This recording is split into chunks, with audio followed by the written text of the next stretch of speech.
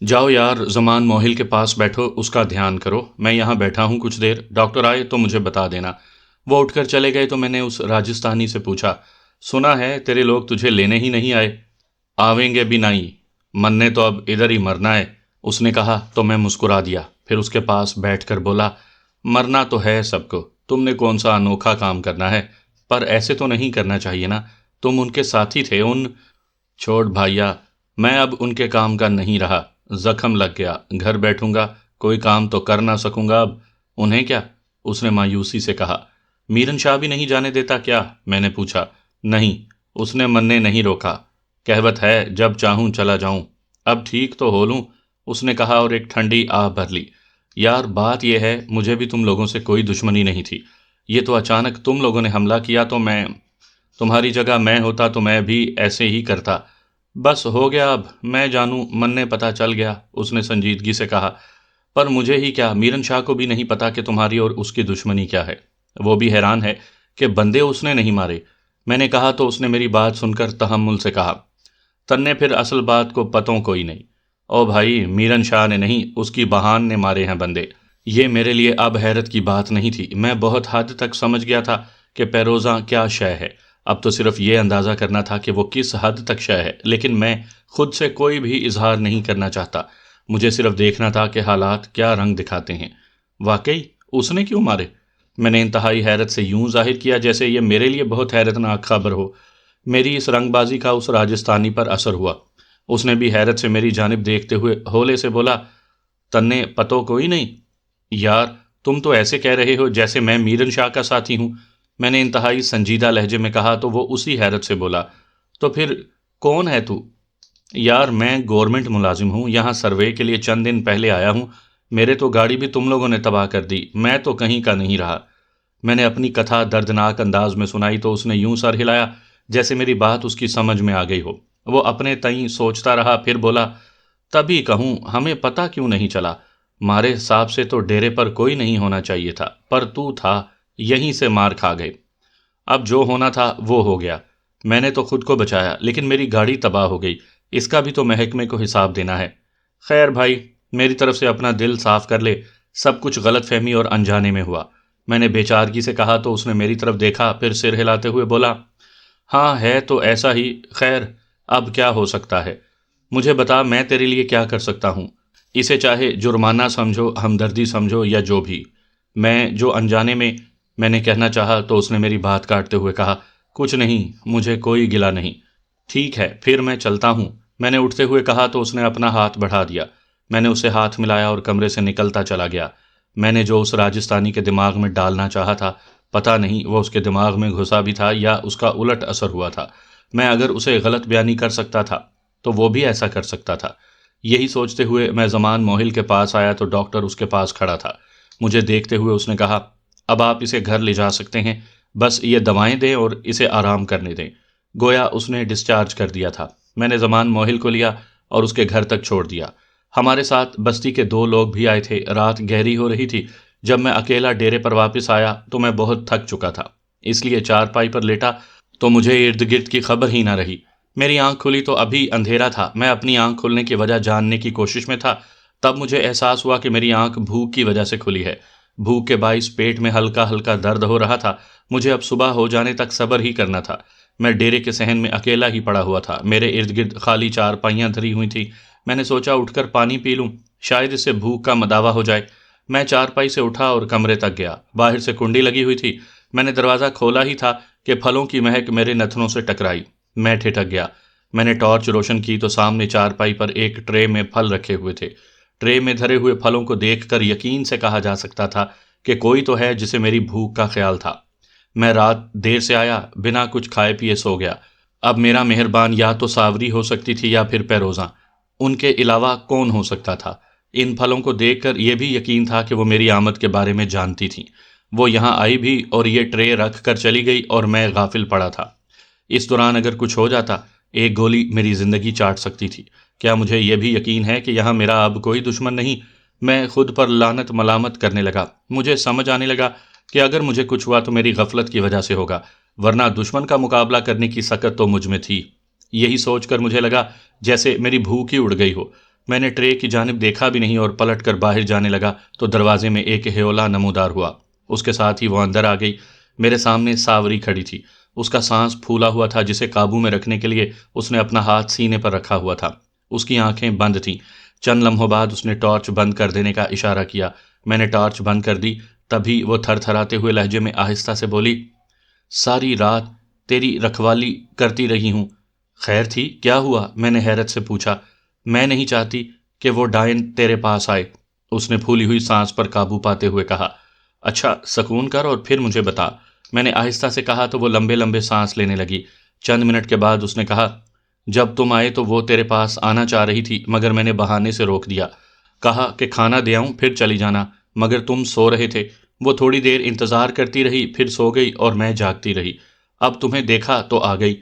اس نے تیزی سے اپنی بات ختم کی۔ وہ کیوں ملنا چاہتی تھی اور ڈائن کیوں ملنا چاہتی ہوتی ہے؟ اس نے نفرت سے کہا۔ پھر اپنے گریبان میں ہاتھ ڈال کر جب باہر نکالا تو اس میں نوٹوں کی ایک گڈی تھی جو وہ میری جانب بڑھا کر بولی، یہ لو۔ اسی بہانے آنا تھا اس نے۔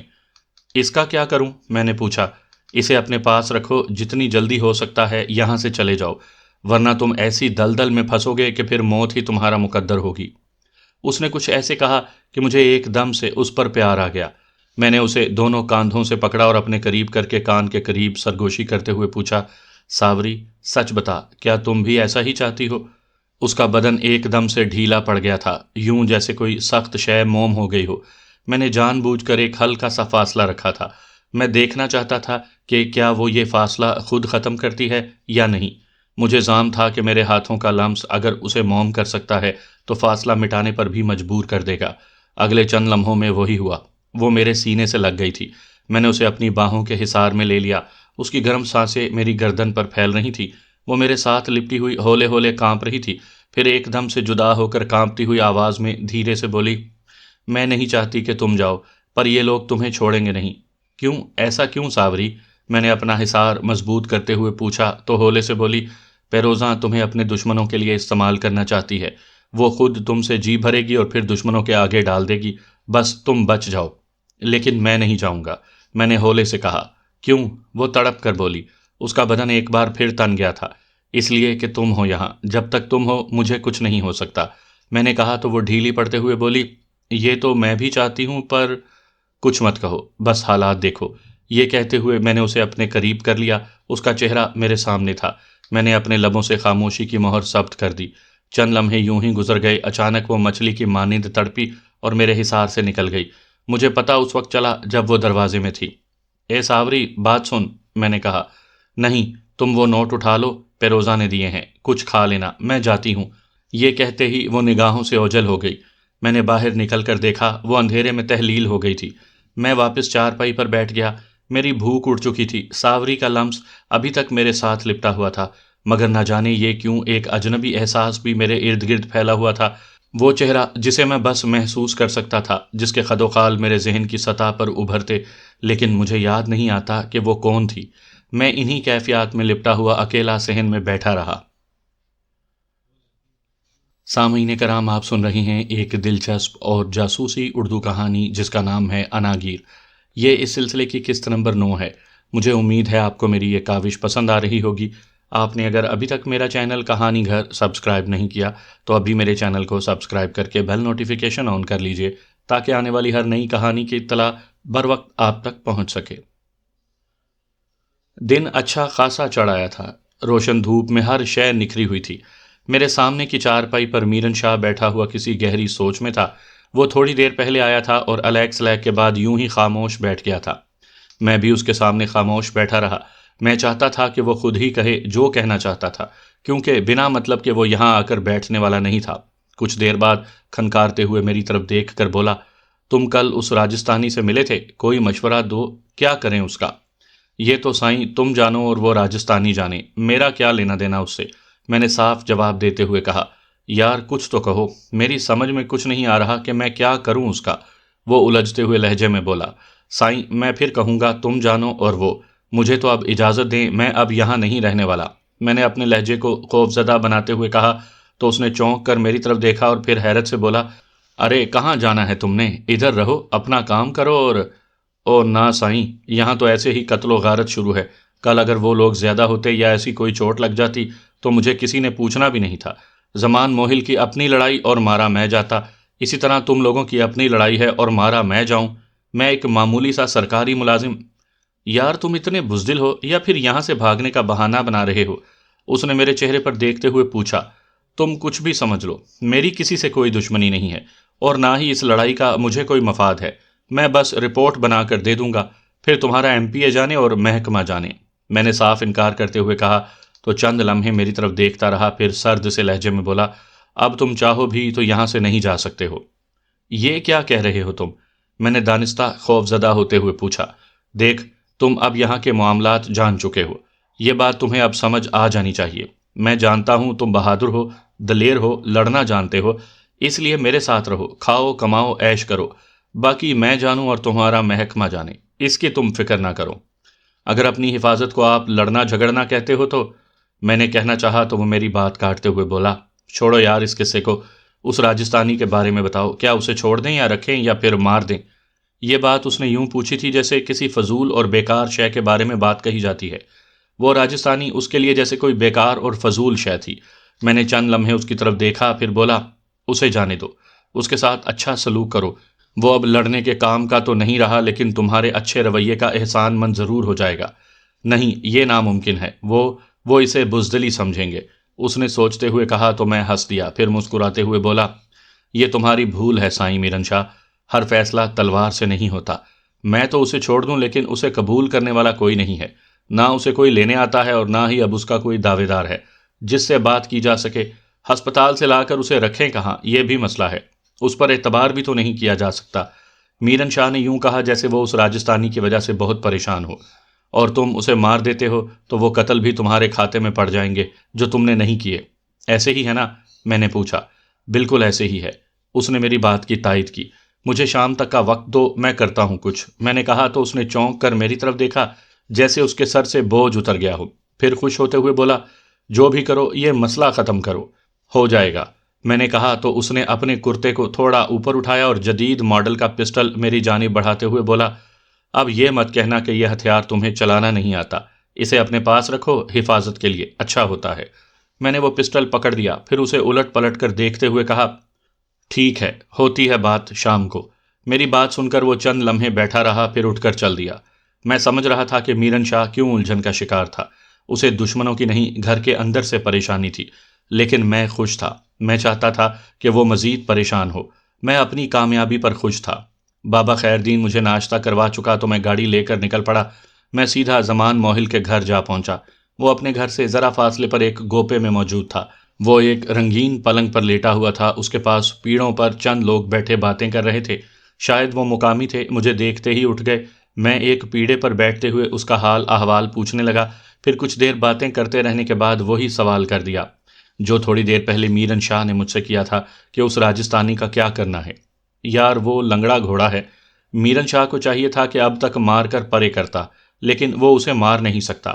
زمان موہل نے خود ہی فیصلہ دیا اور خود ہی انکار کر دیا تو میں نے تحمل سے پوچھا، تم اس کے ساتھی لوگوں کو جانتے ہو، ان تک کوئی رسائی رکھتے ہو؟ ہاں میں جانتا ہوں، ان سے بات بھی ہو سکتی ہے، لیکن یہ دشمنی ہے پیروزاں کی، ایک بار اس سے ضرور پوچھنا ہوگا ورنہ وہ دشمن بن جائے گی۔ زمان موہل کے لہجے میں خوف جھلک رہا تھا۔ کیا ہے دشمنی؟ کچھ تو پتہ چلے، میں نے اکتائے ہوئے انداز میں پوچھا تو وہ میری طرف دیکھتا رہا، پھر ہولے سے بولا، دیکھ یہ جو صحرا ہے نا، یہ بڑا ظالم ہے، اس میں رہنے والے بھی ویسے ہی ظالم ہیں، یہ انسانوں کو انسان ہی نہیں سمجھتے۔ جس طرح یہاں کا سانپ بڑا زہریلا ہے، ایسے ہی ہم بھی بڑے زہریلے ہیں۔ وقت نے ہمیں مزید ظالم ہی نہیں بھیانک کر دیا ہوا ہے۔ نشے سے لے کر انسان تک سمگل کیے جاتے ہیں۔ یہ اس وقت تک نہیں ہو سکتا جب تک حاکمیت نہ ہو۔ میرن شاہ کی اپنی حاکمیت ہے اور پیروزاں کی اپنی۔ ایک ہی گھر میں رہتے ہوئے وہ میرن شاہ کو نہیں مانتی، لیکن جب مفاد ہوگا، کاروبار ہوگا، کسی سے دشمنی ہوگی تو بہن بھائی بن جاتے ہیں، اسی لیے اب تک بچے ہوئے ہیں۔ میں جانتا ہوں تم مجھے وہ بات بتا ہی نہیں سکو گے جو اصل بات ہے۔ خیر کوشش نہ کرو، تم مجھے اس راجستھانی کے وارثوں سے ملوا دو، آگے میں جانوں میرا کام۔ میں اس کی مجبوری سمجھتے ہوئے وہ بات کرنے لگا جو میں چاہ رہا تھا۔ تو پھر پیروزہ، اس نے کہنا چاہا تو میں نے تیزی سے کہا، وہ جانے اور میں۔ اوکے، یہ کہہ کر اس نے اپنے سرہانے پڑے ہوئے سیل فون کو اٹھایا اور نمبر تلاش کرتے ہوئے بولا، میں تمہاری بات کروا دیتا ہوں، تم جانو اور تمہارا کام۔ کچھ دیر بعد کال مل گئی تو اس نے کہا، او بھائیا، میرا ایک دوست تم سے بات کرنا چاہتا ہے، غور سے بات سننا، بڑا ذمہ دار بندہ ہے، یہ کہا اور فون میری جانب بڑھا دیا۔ ہاں بھائیا، کیا کہوت ہو؟ دوسری طرف سے کہا گیا، تمہارا جو بھائی بندہ ہسپتال میں پڑا ہے اسے واپس کیوں نہیں لے جاتے تم لوگ؟ میں نے کہا تو جیسے وہ پھٹ پڑا۔ اس نے میرن شاہ کے خاندان کو گالیاں دیتے ہوئے کہا، وہ ہی نہیں آن دیتے، اب تک یہی کہوت ہے کہ اپنے لوگاں کا خون معاف کر دیو، ان کو تو بھیج دیں گے، ہمارا بندہ مر جائے کوئی بات نہیں، پہلا ہی 2 مر گئے، ہم سمجھیں گے تیجا بھی مر گیا، پر اس خاندان کو بخشیں گا نہیں اب کے۔ دیکھ، تجھے مجھ پر یقین ہو یا نہ ہو، لیکن میں تمہیں پورے یقین سے کہتا ہوں، تم لوگ اپنا بندہ لے جاؤ۔ میں نے بڑے نرم لہجے میں کہا، پاگل سمجھا ہے کیا؟ ایک بندے کی خاطر اور بندے مروا لیں، پھر کچھ لیے دیے بغیر، کسی بات کے بغیر یوں کیسے چھوڑ دیں گے؟ دوسری طرف سے کہا گیا تو میں نے کہا، چل بتا، جہاں کہو میں وہیں چھوڑ دیتا ہوں، جہاں کہو وہاں لے آتا ہوں اسے، کیوں چھوڑ رہا ہوں یہ وہیں آ کر بتا دوں گا۔ میں نے انتہائی جذباتی لہجے میں کہا تو دوسری جانب سناٹا چھا گیا، پھر تھوڑی دیر بعد بولا، بتاتا ہوں ابھی۔ یہ کہتے ہی اس نے لائن کاٹ دی۔ میں نے فون زمان موہل کی جانب بڑھایا تو وہ ہونک بنا میری طرف دیکھ رہا تھا، پھر سرسراتے ہوئے بولا، تم پاگل ہو؟ تم نے ان کے بندے مارے ہیں، وہ تمہیں واپس آنے دیں گے؟ میرا خیال تم خودکشی کرنے جا رہے ہو، میں نہیں جانے دوں گا تمہیں۔ اس نے آخری لفظ بہت شدت سے کہے تھے۔ زمان موہل کا خوف بے جا نہیں تھا، میں نہ صرف سمجھتا تھا بلکہ اچھی طرح جانتا بھی تھا، میں وہاں اگر جاتا ہوں تو موت کا سامنا کرنے جانے والا ہوں۔ میں سوچ کر یہاں آیا تھا کہ حالات کو اپنی دسترس میں کرنے کے لیے مجھے کچھ وقت لگے گا، میں اس کے لیے ذہنی طور پر تیار تھا، لیکن میری سوچیں اپنی جگہ دھری رہ گئی تھیں۔ حالات اس قدر تبدیل ہونے لگے تھے کہ مجھے ان حالات کے ساتھ چلنا نہیں، دوڑنا پڑ رہا تھا۔ میں اپنی سوچوں سے نکلا اور اس کی طرف دیکھ کر بولا، دیکھ، وہ لوگ خوف زدہ ہیں، اور میں یہ بھی جانتا ہوں کہ جو خوف زدہ ہوتا ہے وہ زیادہ خطرناک ہوتا ہے، لیکن جس طرح ہم ان پر اعتبار نہیں کر رہے ہیں اسی طرح انہیں بھی ہم پر یقین نہیں ہوگا، وہ کوئی راستہ نکالیں گے۔ کیسا راستہ؟ اس نے سرسراتے ہوئے پوچھا۔ فون آنے دے، پھر بات کرتے ہیں، میں نے سکون سے کہا تو وہ میرے چہرے کی جانب دیکھنے لگا۔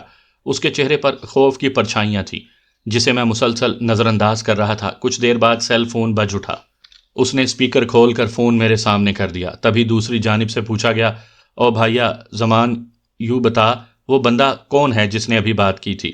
تجھے کیا کہنا ہے، تجھے اپنے مقصد؟ اس نے کہنا چاہا تو دوسری جانب سے بات کاٹتے ہوئے پوچھا گیا، بندہ بتا، پھر بات کرتے ہیں نا۔ تبھی میں نے فون اپنے ہاتھ میں لیتے ہوئے کہا، میں وہی ہوں جس کے ہاتھوں تمہارے دونوں بندے قتل ہو گئے ہیں، اور تیسرا زخمی ہے جس کو لے جانے کی بات کر رہا ہوں۔ تم وہ ہو؟ یہ کہہ کر دوسری جانب چند لمحے خاموشی رہی، پھر وہ دبے دبے غصے میں بولا، تو پاگل ہے، تیری کیا حیثیت ہے کہ تو؟ دیکھ، میں زخمی اور بے بس پر ہاتھ نہیں اٹھاتا، میں اسے کیوں واپس بھیجنا چاہتا ہوں وہیں آ رہا ہوں نا، مجھ سے پوچھ لینا۔ اتنا جگرا ہے تم میں؟ دوسری طرف سے پوچھا گیا۔ جگہ بتا، آ رہا ہوں، تم لوگوں میں ہمت نہیں ہے تو میں دکھا دیتا ہوں جگرا، میں نے طنزیہ لہجے میں کہا تو دوسری جانب سے وہ بولا، چل پھر تیں ڈیرے پر آ جا، ہم تیرا وہیں انتظار کرتے ہیں، اس نے کہا اور فون بند کر دیا۔ میں نے زمان کو فون واپس کیا تو وہ خوف زدہ لہجے میں بولا، علی یار، وہ تجھے مار دیں گے، کیوں پاگل پن کر رہے ہو؟ تم نے ان کے 2 بندے مارے ہیں یار، یہ بات کیوں نہیں سمجھتے ہو تم؟ میں قتل ہو جاؤں گا نا، کوئی بات نہیں، میں نے کہا اور اٹھ گیا تو اس نے پوچھا، رتو بوہڑ کا ڈیرا کدھر ہے، اس بارے تجھے پتا ہے؟ نہیں، لیکن میں پہنچ جاؤں گا، میں نے کہا اور چل دیا۔ میں سیدھا ہسپتال گیا جہاں وہ راجستھانی اسی بیڈ پر پڑا تھا۔ مجھے دیکھ کر وہ سیدھا ہو کر بیٹھ گیا۔ میں نے مسکراتے ہوئے اسے ہاتھ ملایا تو اس نے بھی پھیکی سی مسکان کے ساتھ میرا ہاتھ تھام لیا۔ چلا تجھے چھوڑ دوں۔ تم؟ وہ میرن شاہ، وہ پیروزہ؟ اس نے انتہائی حیرت سے پوچھا تو میں نے انتہائی سنجیدگی سے کہا، اگر جانا ہے تو وقت ضائع نہ کرو، خاموشی سے میرے ساتھ چل دو، راستے میں ساری بات بتا دوں گا۔ جانا تو ہے، اس نے سوچتے ہوئے انداز میں کہا، تو چل پھر، اٹھ اور خاموشی سے گاڑی میں بیٹھ جا۔ میں نے جان بوجھ کر ہولے سے کہا تو وہ بیڈ سے اتر گیا۔ اس نے جوتے پہنے اور ہولے ہولے چلتا ہوا گاڑی میں جا کر بیٹھ گیا۔ میں بھی اس کے ساتھ ڈرائیونگ سیٹ پر جا بیٹھا، پھر گاڑی بڑھا کر پوچھا، یہ رتو بھوڑ کا ڈیرا کدھر ہے؟ یہ سنتے ہی اس کے چہرے پر رونق آ گئی، اس نے مسکراتے ہوئے ایک جانب انگلی سے اشارہ کر دیا۔ دوپہر ہو رہی تھی جب میں رتو بہڑ کے ڈیرے کے قریب پہنچ گیا تھا۔ ہم راستے بھر باتیں کرتے آئے تھے، میں پورے یقین سے نہیں کہہ سکتا تھا کہ میں جو چاہتا تھا اس کی سمجھ میں آ گیا تھا کہ نہیں۔ وہ سامنے ہے رتو بھوڑ کا ڈیرا، اس نے دبے دبے جوش سے کہا۔ سامنے ایک بڑا سارا تالاب تھا جس کے ایک جانب کھجوروں کے درخت کا جھنڈ تھا۔ اس کے عقب میں کچی دیوار دکھائی دے رہی تھی جو کافی اونچی تھی۔ درمیان میں کچے کمروں میں منڈھیریں دکھائی دے رہی تھیں۔ ٹھیک ہے، بتا یہیں چھوڑ دوں یا آگے؟ میں نے کہنا چاہا تو وہ تیزی سے بولا، نہیں، ڈیرے تک چلو۔ میں نے کچے راستے پر گاڑی کی رفتار کچھ تیز کر دی۔ کچھ ہی دیر میں ایک بڑے سارے لکڑی کے سیاہ پھاٹک کے سامنے گاڑی روک دی۔ سامنے برآمدے میں کافی سارے لوگ چارپائیوں اور پیڑھیوں پر بیٹھے ہوئے تھے۔ ان میں شاید 3 ایسے لوگ تھے جو اپنے حلیے سے راجستھانی لگ رہے تھے۔ اس کے علاوہ 2-4 ایسے تھے جو شاید مقامی تھے۔ میں نے گاڑی صحن میں کھڑی کی اور اسے اتر جانے کا اشارہ کیا۔ وہ اتر کر آگے بڑھ گیا، تب میں بھی اترا اور اس کے پیچھے چل پڑا۔